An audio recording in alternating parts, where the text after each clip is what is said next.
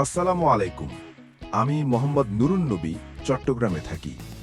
আজকে আপনাদের নিয়ে যাব একটা জবরদস্ত জায়গায়, সীতাকুণ্ডের চন্দ্রনাথ পাহাড়ে। ভাই, এই পাহাড়টা শুধু সুন্দর না, এটা একেবারে মন কাড়ার মতো জায়গা।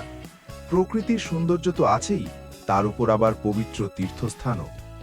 আজকে আমরা একসাথে হাইক করব, উপরে উঠে দারুণ দৃশ্য দেখব, আর কিছু প্র্যাকটিক্যাল টিপসও শেয়ার করব, যাতে তোমাদের ট্রিপটা একদম পারফেক্ট হয়। যারা এখনো সাবস্ক্রাইব করনি, একটা সাবস্ক্রাইব আর লাইক দিয়ে দিও প্লিজ। আর কমেন্টে জানাও কবে যাচ্ছ তোমরা। চন্দ্রনাথ পাহাড়টা চট্টগ্রামের সবচেয়ে উঁচু শিখর বললেই চলে। উচ্চতা প্রায় ৩১৫ মিটারের মতো। এটা আসলে হিমালয়েরই একটা অংশ, কিন্তু অনেক আগে বিচ্ছিন্ন হয়ে গেছে। ওপরে চূড়ায় আছে চন্দ্রনাথ মন্দির। এটা একটা প্রাচীন শক্তিপীঠ।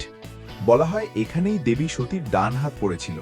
তাই হিন্দু ভাই বোনদের কাছে এটা খুবই পবিত্র জায়গা। প্রতি বছর, বিশেষ করে শিব চতুর্দশীতে, হাজার হাজার ভক্ত আসেন। কিন্তু শুধু ধর্মীয় জায়গা না, প্রকৃতিপ্রেমীদের জন্য তো একদম জান্নাত।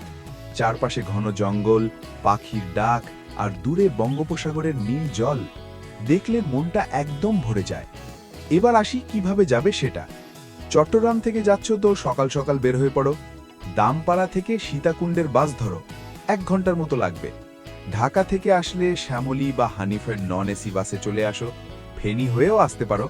আর চট্টগ্রাম থেকে পুরাতন বটতলী রেলওয়ে স্টেশনের সাগরিকা রেলওয়ে দিয়ে সীতাকুণ্ড স্টেশন যেতে পারবেন। টিকিট মাত্র 20 টাকা।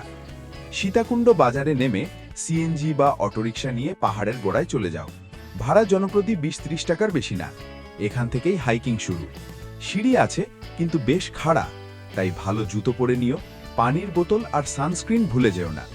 গরমের সময় একটু কষ্ট হতে পারে, শীতকালে একদম মজা। আমার পরামর্শ, সকাল 6টার মধ্যে শুরু করে দাও, তাহলে 1 থেকে 1.5 ঘন্টায় আরামে ওপরে পৌঁছে যাবে। হাইকিংটা আসল মজার জায়গা। গোড়াতেই পড়বে সীতাকুণ্ড ইকো পার্ক। বাংলাদেশের সবচেয়ে প্রথম ইকো পার্ক এটা। 2001 সালে হয়েছে। উঠতে উঠতে দেখবে ঘন জঙ্গল, নানা রকম পাখি, ছোট ছোট ঝর্ণা।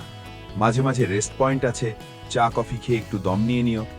ওপরে পৌঁছে প্রথমে মন্দির দর্শন করো, আর তারপর যে দৃশ্য চোখের সামনে খুলবে, ভাই, বলে বোঝানো যাবে না। চারদিকে সবুজ পাহাড়ের সারি, দূরে সমুদ্রের নীল রেখা। আকাশ পরিষ্কার থাকলে ছবি তুলে ফেলো, একদম পোস্টকার্ডের মতো হবে। মন্দিরে ঢোকার সময় জুতো খুলে রেখো, আর নিয়ম কানুন মেনে চলো। চন্দ্রনাথের আশেপাশেও অনেক কিছু দেখার আছে। ইকো পার্কের ভেতরেই বোটানিক্যাল গার্ডেন আছে, নানা রকম গাছপালা আর পাখি। কাছেই গুলিয়াখালী সি বিচ, একদম শান্ত সৈকত, সানসেট দেখতে দারুণ। মহামায়া লেকে গেলে কায়াকিং করতে পারো। আর যাদের একটু বেশি সময় আছে, তারা সহস্রধারা, কমলদহ বা বড় কমলদহ ঝর্ণায় ট্রেক করতে পারো। মোট কথা, সীতাকুণ্ড মানে একদম প্যাকেজ ডিল। শেষ কথা বলি, সীতাকুণ্ড পাহাড়ে গেলে মনে হবে প্রকৃতি আর আধ্যাত্মিকতা দুটোই একসাথে পেয়ে গেছো। কিন্তু প্লিজ, পরিবেশটা পরিষ্কার রেখে আসবা, প্লাস্টিক ফেলো না। আর প্রথমবার গেলে লোকাল গাইড নিয়ে নিও। বাজেটের কথা বলি, একদিনের ট্রিপে জনপ্রতি 500 থেকে 1000 টাকার মধ্যে হয়ে যাবে। ভিডিওটা ভালো লেগে থাকলে শেয়ার করে দিও, আর পরের অ্যাডভেঞ্চারের জন্য 16 আনা চ্যানেলটা সাবস্ক্রাইব করে রাখো। হালাল খাও, হালাল পান করো, এবং ইবাদত করো, কারণ জীবন তো ক্ষণস্থায়ী। আল্লাহ হাফিজ, দেখা হবে পরের ট্রিপে।